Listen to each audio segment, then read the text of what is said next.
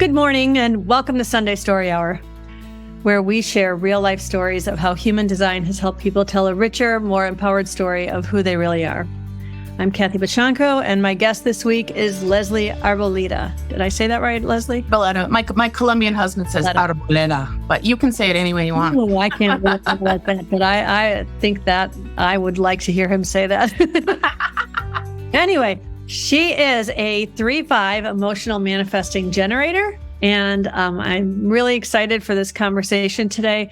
I met Leslie at conference. Leslie actually lives right near there in Colorado Springs. And so we connected at a book signing, actually, at conference. I remember chatting at the table. We were just talking about that. And so Leslie is in typical manifesting generator fashion, aware of many hats. She does all the things, all the modalities, all at one time. And she's also a 3/5. So if you know the third line, she is doing things, some of them don't work, and everybody expects her to save them because she's a fifth line. So this is going to be an exciting, very interesting story. And I'd like Leslie to tell us a little bit about herself, and however you want to go into, if you want to start with, how about if you start with how you found human design? Does that sound sure? Okay. And I just want to say I feel very seen right now, so thank you. Human design first found me in 2007. Astrology is my first language of self-understanding. When I found the lens of energetics and how it intersects with our meat suit, as I like to refer to it, it really it kind of made me feel seen in a way that I didn't even know I felt unseen before. So one might think that human design took it to the next level, but the truth is, when human design first found me in 2007, the person that was my access point for human design was a big sacral and I didn't know what that was at the time, but I definitely know what it is now, and can see how it took me 10 more years to really find my own alignment with the system. I didn't in 2007, I didn't know about chakras. I didn't really understand really how the astrology worked as far as inside of my own personal life. And I certainly had no frame of reference for the I Ching or the Judaic Kabbalah. So interestingly, I kind of put a pin in it and really never really thought about it again. And then over the course of the next decade, I grew really profoundly personally aware of how powerful it is to understand yourself on an energetic level. Took a yoga training, learned about the chakras, et cetera, et cetera. And so this sort of how I'm hardwired, but when I understand all the pieces, all of a sudden the whole came back together for me. So in 2017, I was in a group of women that I really loved, unlike the woman that first introduced it to me. And someone asked about it, and I was like, I think I know something about it. And when I pulled up the body graph for the second time, it just completely landed. And I was like, I'm still getting goosies when I tell the story. It really made sense. It helps me. And the way I explain it to people now is human design is what helps me bring the astrology out of the sky and into my own body, and then into my relationships. And I think it's all about relationships. So if you understand your energetics, and then you understand how you commingle your energy with the people you're in relationship with, I'm a believer that the human experience can be far more joyful. I love that. It takes astrology out of the sky and into your body and into our relationships. Mm-hmm. That's really beautiful. And it's funny how you bring up the fact that an incorrect relationship introduced you to it and your whole body rejected it. Or maybe it was probably a combination of the timing being incorrect and but maybe you needed that early introduction to have that extra resonance with it later, right? I'm a big believer in planting seeds. And at 47, I have no attachment to what takes roots. And I believe other people are doing the same thing. So I definitely think I needed that 2007 point of historical reference to be like, oh yeah, I know what that is when I saw it in 2017. But yes, I'm very clear that right people, right place, right time is actually the magic equation. And Yeah. younger Leslie tried to force herself in a lot of situations with her conscious gate 51, and just we'll see what happens. The gate of shock in Yes. traditional human design, right? My 8-year-old shares the same incarnation cross with me, and I explain him I say he's a provocative young fella. So I will say I was a provocative young gal. I bet. I can sense that in you, just even in your 47-year-old version. So how old is your son? 8. 8. That one. I knew you have 3. I have 3. Yeah. He has an Boys. 11-year-old brother and a 14-year-old sister too. So I'm in the thick of it, as they say. Right. Yeah. Yeah. You're a busy, good thing you're a time bender, right? Thank goodness I'm wired that way. Right. Okay. So I just realized I didn't have your chart up. Silly me. Okay. So yeah, the 51 in the third line. That's interesting. So, all right. So we were talking about your story. So you saw the chart again this next time and you went, ooh, and then it made total sense. And then as I started to learn about the system of human design and really, the traditional language and where we're focusing on who we are and who we aren't, I was at the right age of, I'm rounding the corner on my second Saturn return, and definitely felt that loop on the first round. And so looking at the body graph and really being able to understand what are my personal strengths, right? What are my superpowers? And then also, how do I access that stuff that are my challenges or my growth opportunities, right? Because I have a conscious sun in my gate 51, but I have an open will center. So there's a lot of this whole, like, how do I prove my value sort of thing? And being really clear on what I bring to the table makes it so much easier to be certain on what value I really bring to every interaction I have. And like I said, it all boils down to relationship. My education is psychology degrees over and over, and including an MBA in marketing, because that's really just the psychology of marketing, right? Like, and so I think it's really important for us to understand ourselves, but then also be really clear that we're just not that important. This planet's kept spinning the minute we were born. And so what we understand about ourselves is only a part of every single interaction we're having in life. You got to be powerfully informed, but then also you have to, make a choice and do it on purpose, I think. Lots of people live and die living accidentally, never understanding truly where their aligned places are, who their aligned people are, when the aligned time is, like you said. There's 3 parts to that magical experience. yeah. And I noticed that you also have that same gate 51 in your unconscious, your design Jupiter. Mm-hmm. That's not lost on me either. Well, what's interesting is that's my design Jupiter. I don't remember if that's the same line. Let me look my charts right here. I do know the gates, but for some reason I'm blanking. No, I'm 51.5 is my design Jupiter. So that's interesting, because I'm just starting to get into learning more about the gene keys. And I know that has a lot to do with, that's your pearl, right? Isn't that? Mm-hmm. Yeah. Life purpose from the gene keys perspective. And then from a sacred astronomy perspective, if you think about those styrofoam ball models we made in 3rd grade, right? The sun is the thing around which the earth is revolving. So our sun energy is the thing around which our life is revolving.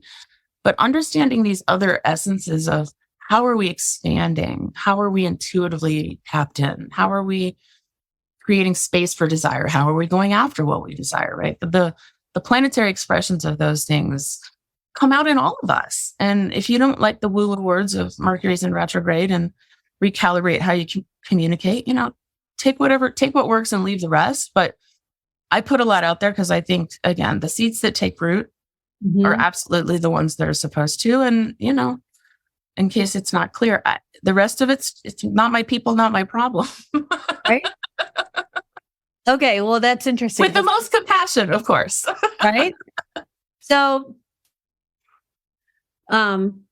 I want to talk. So I have so many things that, picking which one's coming in here, right? Because part of me wants to say, okay, so this is your Jupiter, which is the largest planet. It expands everything it touches. And it's your sun, right? Same energy, right? It's both. That's on your open will center. So this understanding yourself through the lens of that in human design is like, it's really it's a lot of initiating energy. I mean, we always talk about the gate 51 is this shocking thing, but it's initiating energy. It's about, and it points towards the G center, and it points towards this gate of the spirit, this gate 25. So it really is this like, can you know your worth in this way that allows you to just be the bold, expressive, initiating, shocking Leslie that you are here to be, right? Can you really embrace that and amplify all of this stuff, right? So then you're also a third line and a fifth line and all this, that's a lot of. It's kind of like a lot of firecrackers, Kathy. Yeah, isn't that exciting? A lot of people really pay a lot of money to go watch fireworks, right? Mm-hmm, for sure. And I have an uncle who lost a finger with one too. So be clear. Right, exactly. It can be dangerous, right? So, so I wanted to say that, but I really wanted to spend a lot of our time talking about, since you have such a strong background in astrology and you work with relationships, and right now Venus is in retrograde, and I just know from some things we've talked about, being at 35, you've got the third line is all about bonds made and broken. So there's a lot of relationship dynamics, all of this together. I just really am curious what, if you would like to start out by talking about relationships now. Sure. I think that was, again, one of the things that really helped me understand why I got a hair there, why I wanted to share human design with other people, right? Like astrology was really life-changing for me personally, but unless someone really wants to be us over the stars, I was never really called to go out and help people understand themselves through that lens. I felt very differently about human design. I think everyone needs to have this lens of self-understanding so that when they go mix and mingle their energies, they not only are they doing it on purpose to create the joyful, healthy experience we're all entitled to, but they're also aware of when they have a moment of humanity and can I say SHIT on your podcast? When things go right, when shit goes south, right? Right. Really, you really want to also understand what happened? How did that happen? How did the breakdown occur? And how can we recalibrate, right? That's realign or recalibrate are sort of the things that I love to do in our practice together with my clients, because it's not about learning something new. First of all, I don't magnetize dummies. So there's that. But also, we don't need anything extra than what we already have. And as a culture and as I think a whole global population right now, collectively, we've forgotten not only are we enough, but we're so divinely, infinitely perfect that there's nothing that needs to change except our relationship to how divinely perfect we are, right? Yes. And that's really where the human design and the relationship part comes in, is because I'm of the opinion, based on my experience and my personally and professionally, frankly, that every relationship breakdown is the result of misinformation or a misunderstanding, right? There's very few things that happen in life when both parties are totally clear and in alignment. And so to bring it back to that astrology aspect, right? Right now we're dealing with that Venus retrograde experience. Venus is the energy of desire, but creating the space for it, right? Being receptive to that which we desire. Retrograde periods get a bad rap because pop culture and Mercury retrograde, right? But a retrograde period, again, from a sacred astronomy perspective, isn't a planet going backwards. It's when the planet appears to be going backwards from an Earth perspective, from a geocentric perspective, but it's actually when the planet's coming at us, right? So when planets are not in retrograde, we're all moving in the same direction. When a planet is in retrograde, Earth is moving forward and that other planet is coming at us on an earthly perspective, right? So it's an opportunity to reevaluate your relationship with the energy. Are you upstream or are you downstream? When you're floating down the river in Golden, you want to be clear on which direction you're ultimately heading.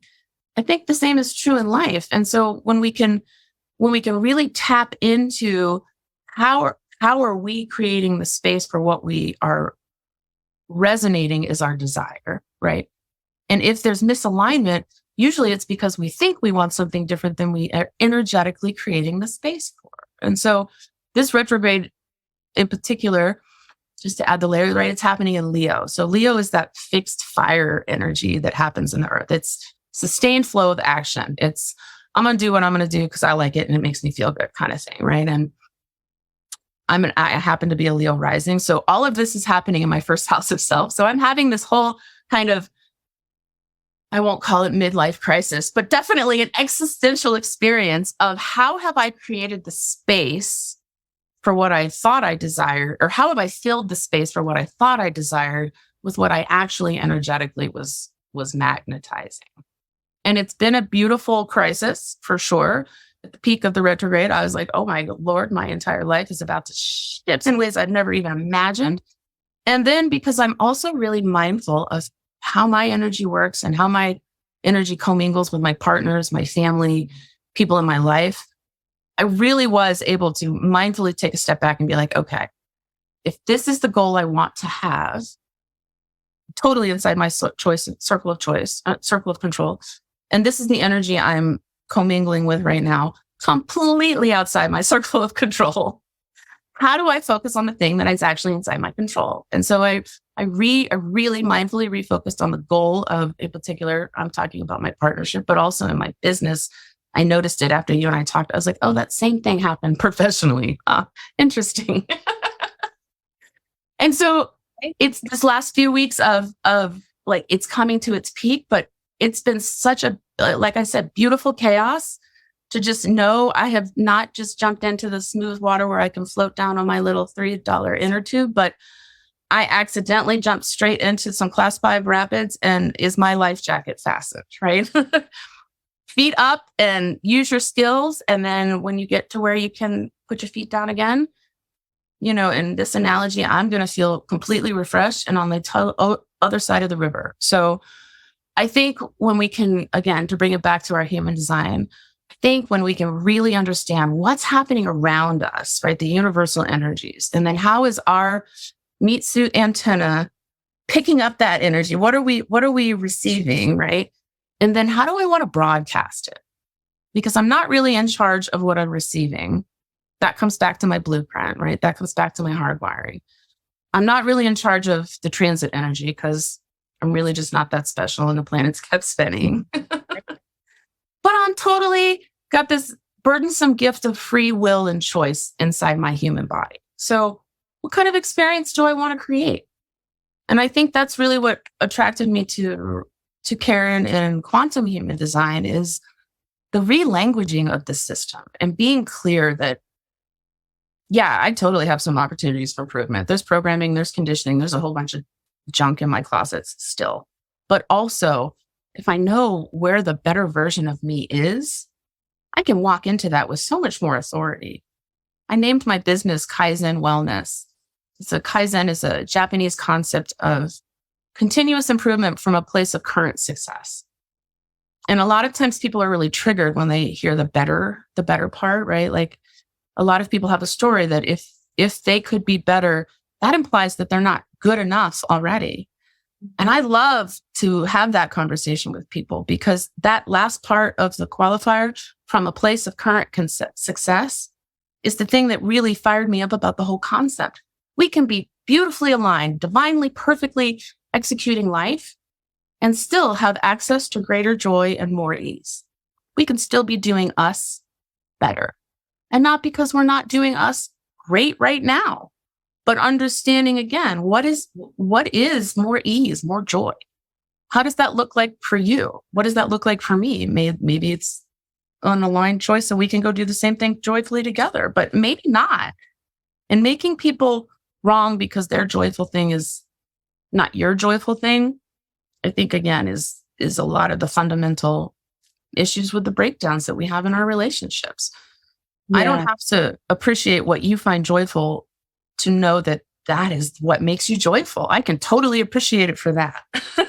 Use the analogy of peach ice cream, right? Because peach ice cream is very specific. And personally, the first time I had like really good peach ice cream, I was like, oh my God, this is amazing. But there are some people, you could give them the best peach ice cream on the face of the planet, and they would be like, oh no, right? Because that's not their flavor. That's not what they like. Or like now I really can't eat it because I'll be like, no, I can't. I'm sure it's really good, but I'm going to have a headache because I don't do well with dairy or whatever. But that doesn't mean that peach ice cream isn't amazing. And we wind up with a world of vanilla ice cream because people are afraid to be the best moose track ice cream or, peanut butter, whatever, that somebody out there thinks is the best thing that ever. And that makes the world so much more interesting, right? But there's going to be people who go, ew, yuck, right? I recently posted a thing that said, what food were you traumatized by? I don't know if you saw that post. It was just not human design related. It was just a fun thing. And I told the story of when I came home as a young girl, just in time to see, if you've ever seen meat that's been cooked in a pressure cooker and not browned, it's not attractive no matter what it is. My mom had made a cow's tongue.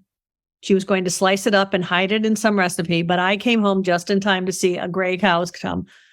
I was traumatized. I cried at dinner. I cried literally. And yet people are telling me where it says, what were they traumatized? They're saying things like pork chops or hamburger helper. And I'm like, okay, those are things you might not have liked, but tell me how that was traumatized. You know what I mean? Like, so we all have our stories is what I'm saying. And I'm digressing from what you were talking about. Okay.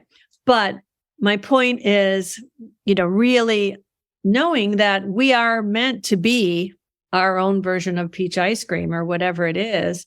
And we create these stories in our mind that tell us we're not good enough because someone doesn't like peach ice cream. Mm-hmm. And so, I think that's something that when human design can tell us, you're meant to be peach ice cream, then you can clearly say, the hell with you for not liking peach ice cream, right? It just kind of gives, right? I feel like that gives a lot of people. There's power in that freedom if you're willing to embrace it. It's like those old posters from the 90s that had all the fractals, the same smaller piece over and over and over again. We're not here to be every person for all 8 billion people on the planet. That shit would be overwhelming and we'd all burn out immediately. We're here to be with the right people, at the right place at the right time. And that means being clear that there's a whole bunch of people that won't entail, that won't include. And so if you're a peach ice cream lover, awesome. If you're the only peach ice cream lover on the whole planet, awesome. If you're part of a great club of thousands of peach loving ice cream eaters, awesome. Right? Like, I think the divisive, experiences we have as human beings comes back to that binary us and them, black and white, right? The yin and yang is a great image, but it's really kind of, I'm on an interview. Thank you. It's really kind of inaccurate when you think about the visual of it, because at some point the white turns into the black very dramatically, when in life, there's very few experiences that have that very clear boundary about what is right, what is wrong, what is aligned, what is not, right? Like what was right for me at 20, so not right for me at 47.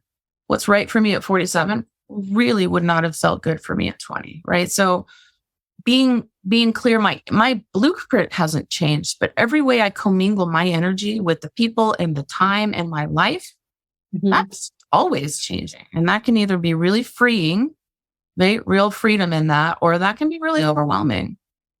I have an open spleen. Some people tell me I'm supposed to be afraid of the unknown, but supposed to be a what?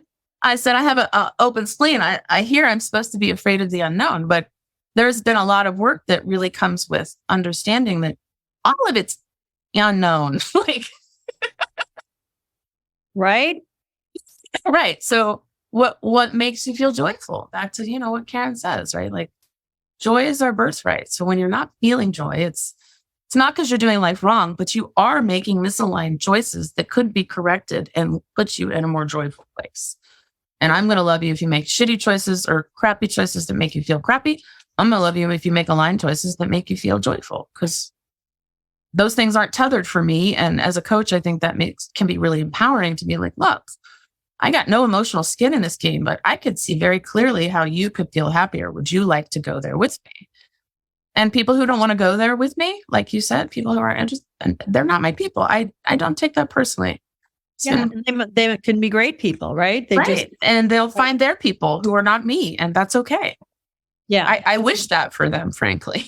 Right. We all benefit when they find their people and, that take them to the next level. So I want to talk a little bit about the third line in relationship and that whole bonds made and broken thing, because you've been talking a lot about just in general, like learning things that don't work and experiences and success and that sort of thing. But my understanding with the third line, especially the third line personality, is that your greatest lessons come from things not working. So how that works in relationships, especially, is difficult, right? It can be. I am this weird combination of naively and aware person, because I am so unfiltered and I just kind of am what I am. It sometimes takes me a little time to pick up that other people are saying something that isn't totally accurate, or they don't mean what they say or say what they mean. And I just own it at nearly 50. I'm easy to fool sometimes. But I also am really clear that even those opportunities where I feel like I messed up or someone fooled me, I learned from them, right? Like, I have been celebrating my mistakes my whole life. I just only learned that that was actually an aligned way of being for me in the last decade or so, right? Like, I really don't struggle with that whole I messed up, I'm a bad person conversation, because as I understand it, I'm just hardwired that way. Like, there really aren't mistakes. There are unexpected outcomes that can definitely have some really negative consequences for sure. So please don't hear me say, there's nothing wrong with my life. I mess up a lot, but each time I mess up is an opportunity for me to shift it into some kind of feedback, so that next time I probably will mess up differently, but I'm not likely to mess up the same way. In relationships, the same is true. And again, only in reflection am I able to see it so clearly. But I was friends with every ex-boyfriend I had because it never occurred to me that they needed to be like most of them. And then never have anything to do with some pile, because it was just a matter of, this isn't the right place, the right people, the right time. And so I think that bonds made and broken thing can sometimes be misinterpreted like we're fickle, or like we don't stick around. But I think really what it is what we're doing is trying on all these different ways of relating with people. Or at least that's my experience, right? Are we friends? Are we romantic? Are we professional? Are we acquaintances? Are we social? Do we hate each other? Do I never want to see you in a room again because I'm not that enlightened yet, right? Like, all of those different bonds, right? Even the ones that don't make us feel warm and fuzzy, those are worth trying on. And I think there's real value in understanding them, right? You got to know what you don't want in order to know what you do want. Yeah. As human beings, it's way easier to access what we don't want. So why not use that? Why not tap into that natural part of being a human being, is that we're going to bump up against a bunch of stuff that isn't correct for us. We can make ourselves wrong. We can compare ourselves with people who aren't seemingly doing it that way. Or we can just be okay that some of us are hardwired to bump up on a whole bunch of wrong stuff. And what can we learn in the process, right? Like I said at the beginning, like, let's see what happens. That has not been conditioned out of me. And I'm so grateful for it, because it's, especially in my middle age here, it's one of my greatest personal gifts and also superpowers that I can offer the collective. I think when we really fully embrace who we are on a profile level, on an energetic level, on a, connection level, we're serving the collective. And that's really what we're here to do. Make the world a better place. I know my husband calls me a spiritual Pollyanna sometime, but I'm here to make the world a better place. Have given the world 3 more people that I hope will also make the world a better place. It's been my goal for quite some time. I would like the world to be better in my path. I don't know if the entire globe will be approved, but there's a whole bunch of people who are better for having crossed paths with me. And I know that part of that is because I have done a whole bunch of things well, and I've done a whole bunch of things totally wrong, completely ass backwards and upside down. Well, I think that it's, it's tricky because, we use all these negative words like done things totally wrong, made mistakes or whatever. But, the third line, okay, so I'm really drawn. I have a lot of 3/5s in my life. I've been told that the lines of our nodes in human design are the profiles we're most meant to interact with. And I have 3rd line and 5th line nodes. So, and I notice you have 6/2 and I'm a 6/2, and I think your husband's a 6/2, right? I love that you just said that. Anyway, it's just kind of funny. So what I've noticed with the 3rd line, because I have a lot of 5th lines in my life too, just in general, and a lot of 3rd lines. So it's not that I just attract the 3/5s, but I have a lot of both of those. So, but with the 3/5 specifically, I find that I really have to let them lead to a certain extent as far as the level of connection, because they have to consistently reevaluate what's working. And that's where the bonds get really broken, is when somebody has a situation where they're like, oh, I don't like how this happened with Kathy, and I need to pull back. And there's the old me who used to need to fix everything, and I needed that recognition, and I needed to be like, oh no. Where now, I used to continually try to repair that bond. But if you don't let the bond really sit and be broken until the 3rd line person is ready to, and now I'm thinking that might be because as a 6th line, I was that ineffective 3rd line for the first part of my life, right? That's where I was like, oh, you're totally resonating with it. I was trying to be the one fixing the bonds, but I'm not a 3rd line. I'm a 6th line. And I need to allow the person who felt the bond was broken to re-navigate, wait and re-navigate, and to trust that I am enough. I am not, there's not something wrong with me. I may have done something they didn't like that maybe even I regret, and I will apologize and I will whatever. But if that person is not ready to re-enter into relationship in a way that feels correct, that's on them. And that's not a reflection of my value. That's a reflection of their boundaries and where they're at in their life. And you're nodding, so I'm assuming that I'm kind of asking, does this resonate? Is this how you feel? It makes a lot of sense. And I think also too, the 3/5 in particular, right? We're walking around with this karmic mirror while we're screwing up on the backside of it, or we're making mistakes, right? We're not having expected results, whatever verbiage you want to use. But we're also never really being fully seen for who we are behind the mirror as the 3 line. And I think at some point I don't know what part of the quantum human design training it was, but Karen talks about how you really need to fully embrace the personality line before you can understand how to navigate life with the design line. And so I feel like I've always kind of, we talk about the design side is how other people see you, and the personality side is how you very much see yourself. And so I think I've sort of always understood that 3 line, so what that we didn't get the result we wanted, let's figure out what we did get kind of thing.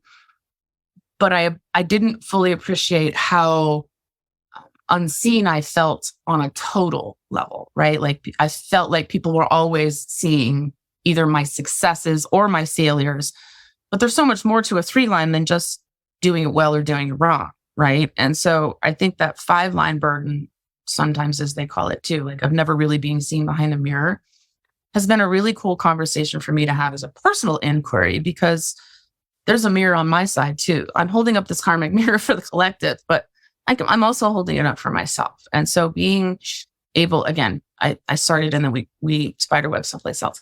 The quantum language of being able to fully embrace who I am in alignment with myself makes it so much easier to be successful, to have failures, to feel like no one else really knows the real me, because I know the real me. And I know that the real me is meant to do things really well and also do things in a really unexpected way. And so I think it's that bonds made and broken thing that, just to bring it back to your question, the bonds made and broken thing has been really powerful in relationship with people, but also in my own understanding of my relationship with myself. Because I think that's a part of the 3 line that doesn't get talked about a lot, especially with the 3-5, is we have a lot of bonds made and broken with ourselves. We have a lot of opportunities to recreate our own self-perception. Because as a 5 line, nobody else is really going to be able to connect with us in a way to give us that sounding board or that feedback. But I think I do it in my relationships with people. So for those of you who might be watching this and thinking we're talking another language, because, we kind of are, but, we're both, pretty far into our experiments here. So we're just throwing around these things. But the 5th line is known as the karmic mirror because it draws people to them in a way that shows them what they need, right? So people will sometimes be drawn, and then what you need is always within you, right? So, but if you're not ready for it and you're drawn to somebody, you can project on them that they're going to save you. And when they don't, because you need to save yourself, when they don't, then they're the heretic. So they're either the cause of all your problems or the source of all your relief, right? Right. So, to just explain a little bit about that whole 5th line. So, I think that the 3-5 is, and I don't want to say, I hesitate to say that it's hard, because everything is what it's meant to be. And I believe we picked our design. We picked everything about the dynamics of what we're entering into this life with. Who we pick our parents. That's my belief. We pick our parents. We pick our, the time we're born. Is all done by our soul, in my opinion. And that's my current belief. That could change tomorrow. I have an open ajna. I'm willing to say that I'm not certain of anything. But so don't argue with me why I'm wrong, because don't tell me what I said yesterday. Right, exactly. I'm willing to be surprised by what my mind has yet to discover or imagine. Before we change directions, on that note right there, I think it's also really powerful to understand that if people are rejecting a 5 line, what they're rejecting is what they're seeing in themselves they're just not ready for. Right. And so I've never really took it. I was never aware that I was taking that rejection personally. Younger me was like, if you don't like it, your problem, not mine, right? Combat boots and angst was kind of how my adolescence was themed. Right. In reflection, I definitely believed that at the time, but it was because there was a lot of hiding in the shadows I wasn't aware of. I can see now how part of what that defense mechanism was, if you don't like it, that's your problem, not mine, was already a reaction to that organic feeling of rejection that comes with a 5 line. Because again, people take rejection personally, and it's just not. It's like one magnet, 2 south-facing magnets taking it personally that they can't stick together. It's not personal. And we take it so personally sometimes. Ooh, that's a great analogy, because when we're talking about relationships and the energy, I feel like human design gives you the ability to say, why are we not sticking together? Why are we not sticking together? And then all of a sudden you realize, because I just need to turn around. Yes, because right? my low frequency and your low frequency are repelling each other. That's it.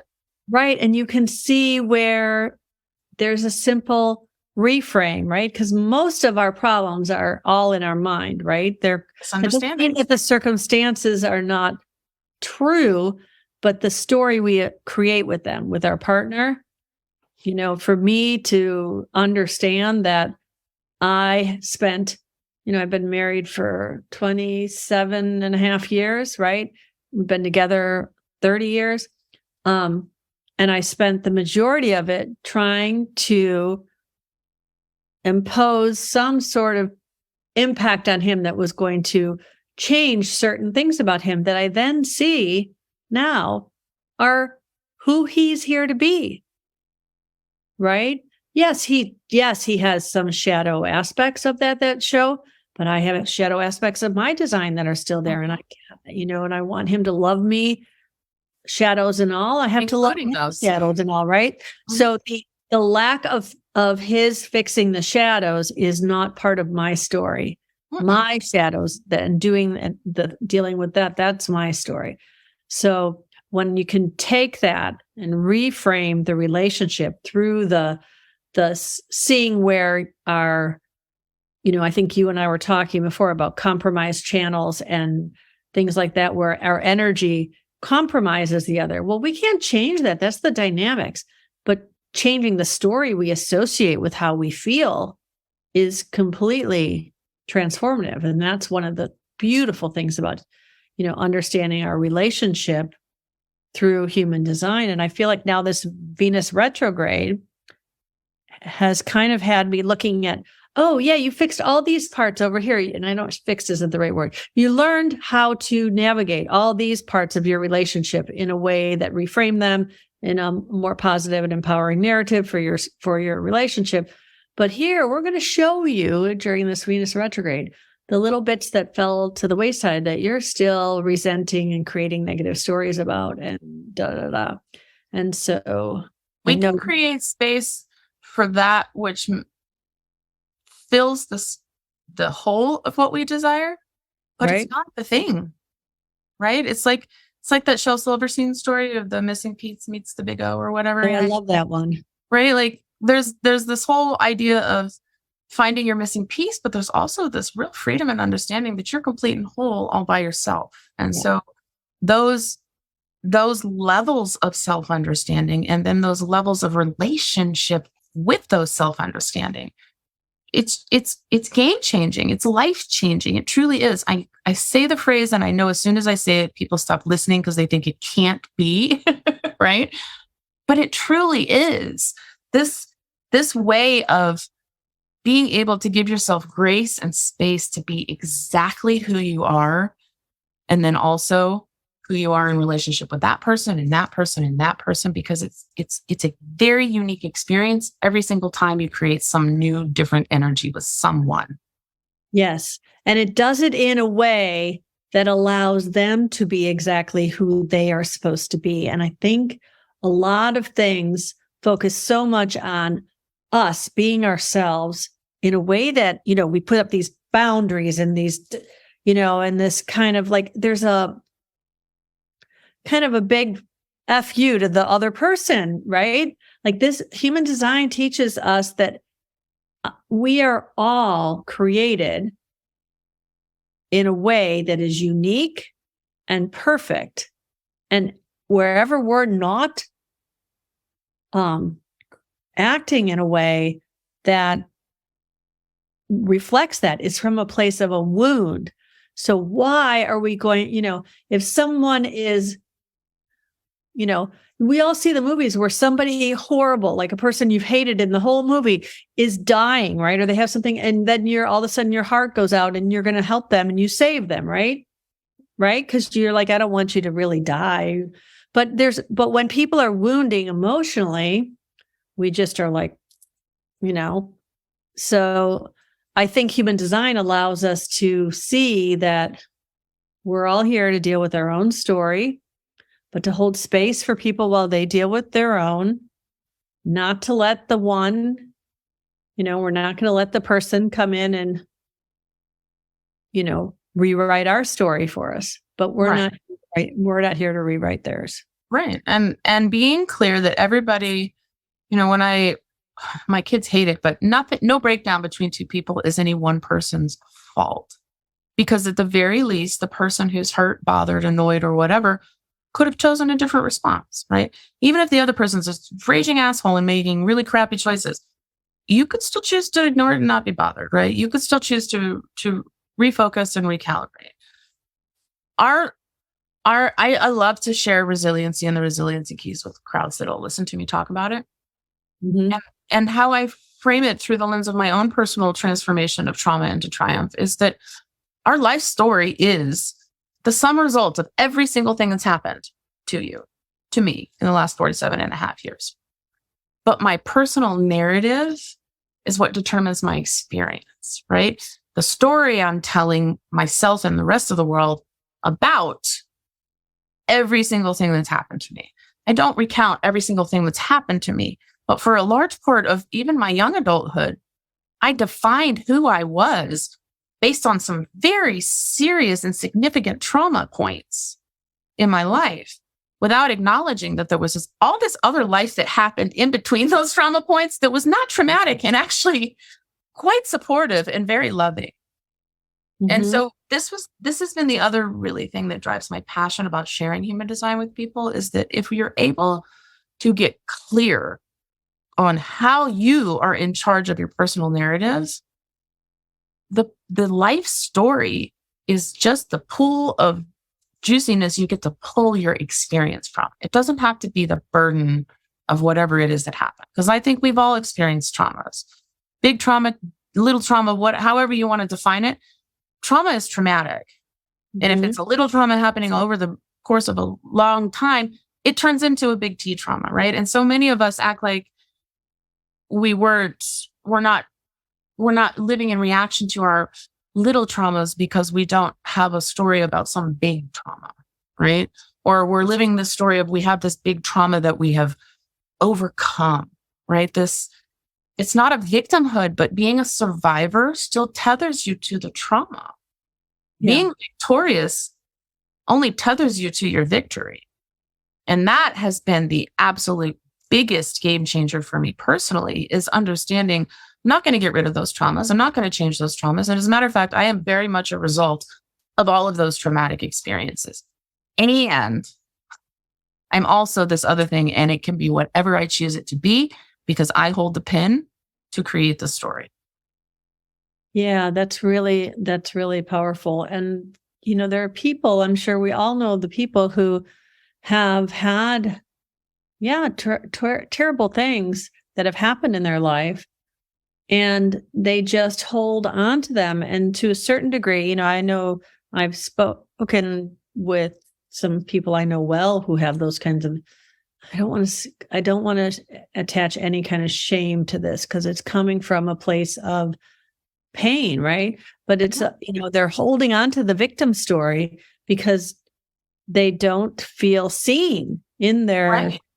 and I have found so many times that when you look at your human design and you see, for example, something like, oh, well, you're a projector and you have not been seen because you're meant to be operating in a very different way than everyone's telling you you're meant to be operating, or you're a manifester who's been conditioned so deeply not to initiate, and you're like imploding almost with all this big energy, it's like all going inward. So when you can start to see how you're being told a story that is not true to who you are, it can really help to start to unpack that victim story in a way that's empowering and helps you to move forward. But the resiliency keys have been amazing. And Karen has 9 of them that she teaches.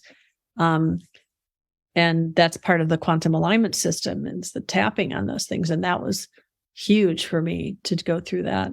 It is so amazing when people realize that the story that they're living is one that they wrote when they were 3 because they overheard an adult conversation and misinterpreted it entirely.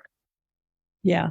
Right? Like I spent a large portion of my life thinking that, and I'll just be frank since I've already been that way, that women were catty, jealous bitches and men were just easier to be friends with. And I thought that was my story. And that's sort of how I lived my life, especially in my 20s. And then I had some personal reflection and realized I had a lot of really close girlfriends. So we would also sit around and kind of have this story with each other. But isn't it ironic that I'm having this conversation with other women, right? Like that felt very confusing, right? Out of alignment with that story I was living. And then in my 40s, when I did this really deep dive into my own who am I and how am I showing up in the world? Turns out my 76-year-old mother had an experience with her classmate when she was 7, who was mean and jealous. And so my 7-year-old mother decided then that girls were jealous and mean and that boys were just easier to be friends with. And so then she went on and lived her whole life. And then she had a little girl named Leslie, and she told little Leslie that story. And so little Leslie went on and lived her life thinking that that was a truth, whatever that word means. And only in the last 10 years have I been able to unravel not my story and also not an aligned expression of who I am in any way, shape, or form. I am like the sister of the sisterhood. And also, I have a lot of really fantastic women in my life who have been there, some of them since I was 7. So how many of these other things are we living as a part of our true identity that really not even a story that little Leslie made, but a story that little Rosemary made, right? And or even a story that has become, we now know that these things get encoded in our DNA. And so it might be a story from my grandmother, who's a story from her grandmother. Right? Yes. Science would say not only it might be, science would say it's unequivocally a story I inherited from my great, great, great, great, great grandma. Right. Crazy to be aware of. And also, holy cow, how cool that I get to do something different for my daughter. And as we change it for us, we change our own DNA as it moves forward, and we change it for our children and for future generations. And so we are healing, right? Because we know that energy goes to the highest point, right? So I can't believe the way we have just been chatting, and I'm barely and I just wanted to say that I know there's some people watching, and if anybody has any questions for Leslie or for me about anything we've been talking about or anything just in general, go ahead and put them in the chat. But we've got about another 5 minutes here, so we pretty much have talked about the things. I know you said you talk a lot about the 5 kinds of integrity, that's something that you do a lot within your work. And I know Karen teaches that in relationship to gate 26, which is the gate of integrity. She teaches it in that aspect. And that is, so tell me how you use that in your work. I love to operate as a motivational speaker too, just because, again, more people makes my little heart sing loudly. But one of the things that I think that we need to learn more about is how we are in integrity. And I do not have the gate 26 defined. So when I first started reading it, I was like, oh, that makes a lot of sense about a lot of my choices. But then when I actually learned, right, like integrity is about how are you in alignment with yourself and in a physical way and a resource way, in an identity way and a moral way and in an energetic way. And so many people just identify that moral integrity, and then they go and they eat a bunch of crap, or they don't sleep, or they spend more money than they have, and they think they're living in integrity, and then they have no idea where the misalignment is. It can be really confronting, for sure, to acknowledge where you're out of integrity in those 5 different areas in your life, but it can also be so empowering when you're honest with yourself about where you are depleting your vitality. Where are you spending? What are the 5 again? Physical integrity, resource integrity, identity integrity, moral integrity, and energetic integrity. Okay. It's that idea of where are you truly, where could you benefit from shoring up your choices and your behaviors? And for a lot of us, it happens in that physical and resource realm, right? We act like we're living on credit, and not just in a financial way, but in an energetic way. We're spending more than we have, and then we don't know why. We feel depleted. When we've made good choices and we are good people, well, that's your morality for sure. But if your physical integrity is depleted because you haven't eaten well and you're not sleeping well and you're, saying yes when you mean no and no when you mean yes, a lot of things can feel upside down, when really it's a matter of shifting your perspective and understanding that the choices we make can pull us out of integrity as easily as the focus point that we have, right? If we're triangulating on the wrong goal, we end up in the wrong place. If we're focusing on our morality and we're forgetting to eat well, I would say we're not focusing on exactly where we need to focus. And so I think the integrity conversation can be really eye-opening. I work with entrepreneurs and parents. And so integrity and resiliency are two skill sets and understanding that I think are lacking for people and so beneficial. So yeah, that's great stuff. I really I love the whole thing. And you do have all of the charts. So you have the full spectrum of that energy accessible to you. So it's great for where we're completely open is where we're meant to be wise. So you're clearly meant to be wise with that integrity. And you do have the other half pointing towards it. And it's between two open centers. So clearly you're going to be really drawn to that energy because it's going to define both your spleen and your will. It's going to electromagnetize me. The one last thing I did want to touch on, since we don't have any questions at this point, is I'm really fascinated with this concept just in general. And I mentioned it to you when we were talking and you were like, oh, I hadn't thought about this.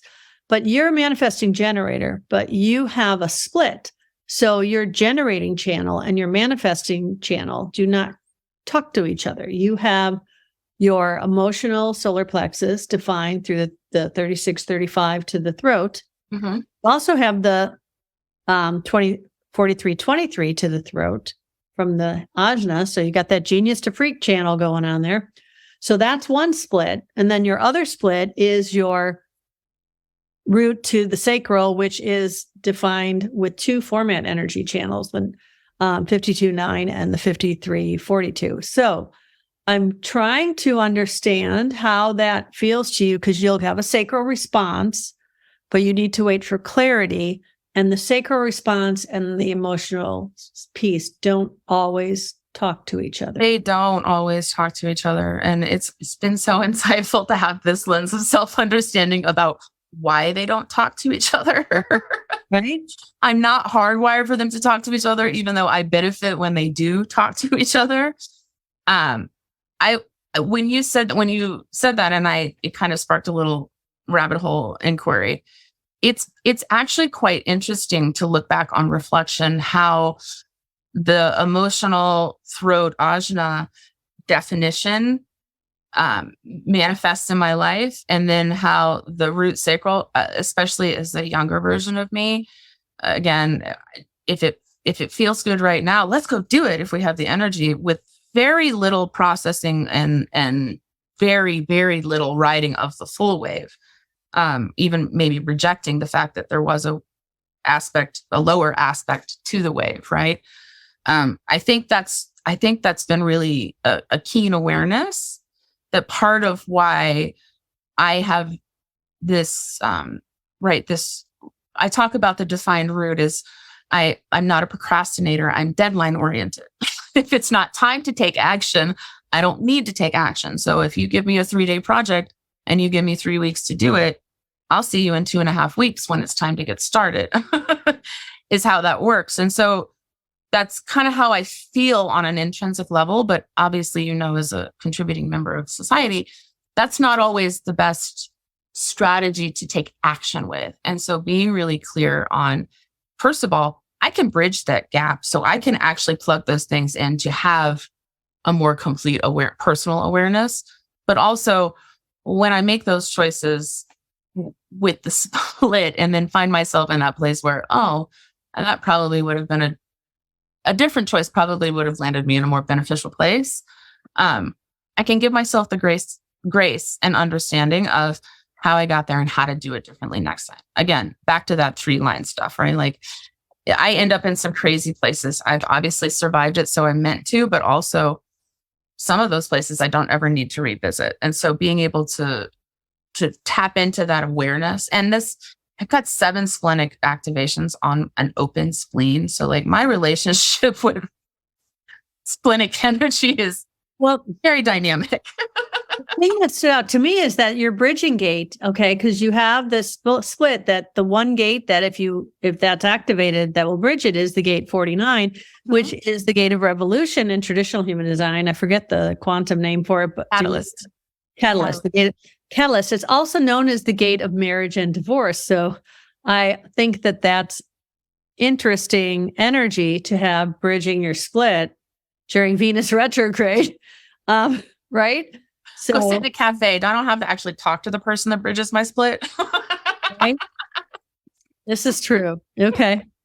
All right. Well, listen, that's great. We're already a little over, but I really wanted to touch on that a little bit. And like always, I could sit here and talk for another, couple hours, but people need to get on with their day, right? So I wanted to thank you so much, Leslie. This has been really great. I really appreciate you making the time for us.